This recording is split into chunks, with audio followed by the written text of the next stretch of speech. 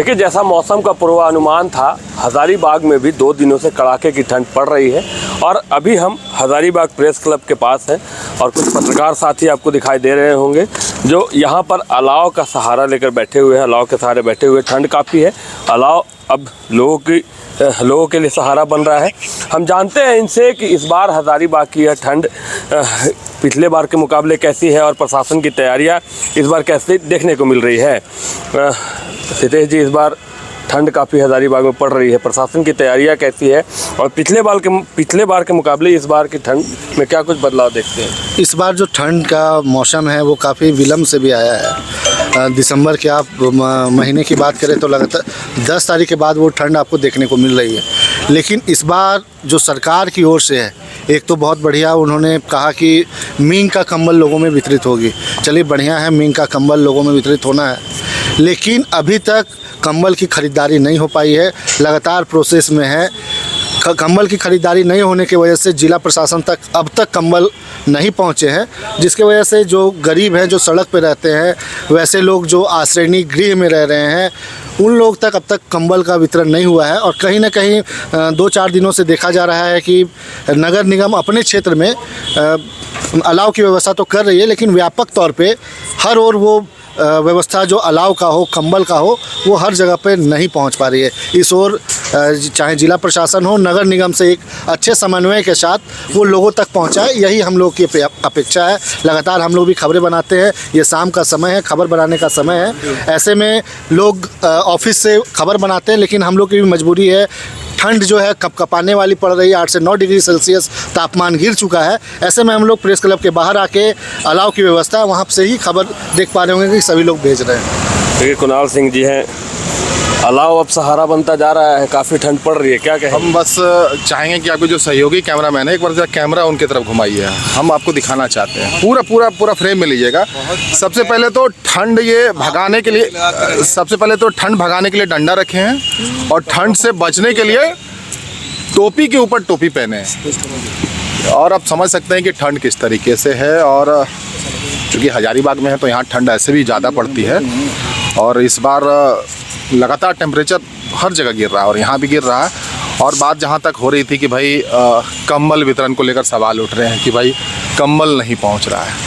अक्सर आपने देखा होगा कि ये जो तरीका है ना, ये थोड़ा सा, इसमें हम ये कहना चाहेंगे कि लोग अक्सर इंतज़ार करते हैं ठंड बढ़ने का। बेचारे जिसको आपको कंबल पहुँचाना है वो ठंड में ठिठुरते रहते हैं। तो वो जो तस्वीर आप बनवाते हैं ना कंबल देते हुए, कोशिश ये करिए कि ठंड जब शुरुआत होती है ना उस वक्त दीजिए, ताकि उनको फ़ायदा हो सके।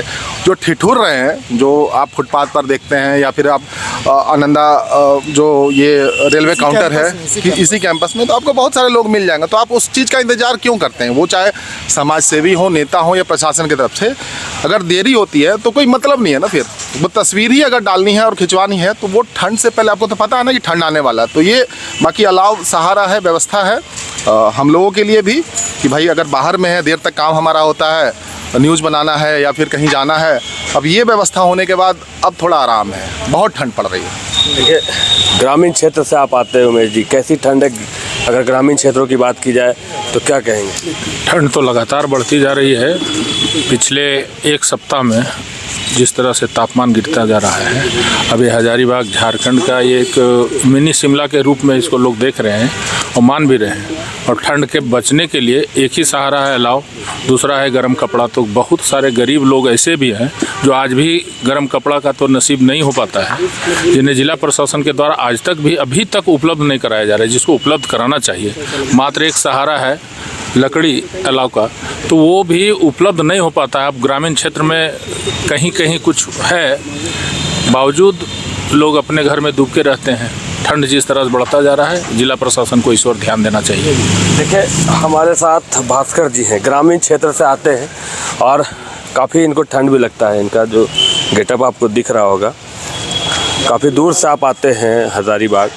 ग्रामीण क्षेत्रों के ठंड के मुकाबले शहरी क्षेत्र का जो ठंड है, क्या कहेंगे? देखिए, ठंड तो चाहे वो ग्रामीण क्षेत्र का हो या शहरी क्षेत्र का, ठंड तो बहुत है इस बार। और अभी जो स्थिति है वो टेम्परेचर जो है वो मुझे लगता है कि 7-8 डिग्री तक आ गया है। और शाम होते ही जो लोग हैं वो अपने घरों में आते हैं। हाँ, ग्रामीण क्षेत्र में एक सुविधा है कि थोड़ी बहुत जलावन की व्यवस्था है अपने पास में, तो हम लोग वहाँ से ठंड को भगाने का प्रयास करते हैं। कई लोगों ने आपको कहा कि सरकार के तरफ से अभी तक वैसे लोगों को जिनको ज़रूरत है इस ठंड में बचने की, उनके लिए अभी तक कोई सुविधा नहीं किया गया है। हम सारे प्रेस के लोग हैं, कई सारे खबरें भी हमने बनाई है, तो मेरा तो ये रहेगा कि बहुत ठंड है तो सरकार को इस पर जल्दी ही कुछ निर्णय करना चाहिए और गरीबों में जो कंबल वितरण हो या और फिर अलाव की व्यवस्था हो वो करनी चाहिए। सुशांत हमारे साथ है, क्या कुछ सुझाव देंगे वैसे लोगों को जिन्हें ठंड से बचना चाहिए?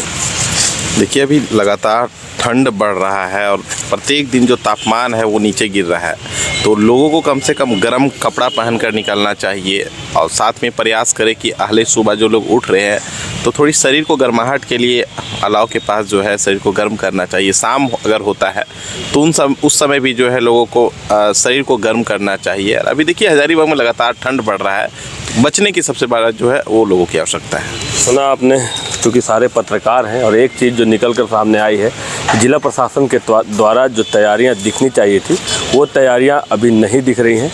जिला प्रशासन को जो व्यापक तैयारियां करनी चाहिए थी, वैसे लोग जो फुटपाथ पर रहने को मजबूर हैं या फिर आश्रय गृह का सहारा लेते हैं, वहाँ पर जो तैयारियां दिखनी चाहिए था, जितने भी पत्रकारों से हमने बातचीत किया उनका कहना था कि जिला प्रशासन की तैयारियों में विलम्ब हो रहा है। फिलहाल देखने वाली बात यह होगी कि जिला प्रशासन कब लोगों के बीच कंबल वितरण करता है या फिर जो विलम्ब हो रहा है उसे दुरुस्त कर पाता है। शशांक शेखर, बाइस्कोप, हजारीबाग। क्रिकेट के विश्व मंच पर छा रही हैं रांची की प्रतिभाएं। इन प्रतिभाओं को संवार रहा है जेके इंटरनेशनल क्रिकेट एकेडमी। अनुभवी कोच की देखरेख, सुविधाओं से लैस जेके क्रिकेट एकेडमी अनुशासन और आत्मविश्वास का विश्वास भरा सफर।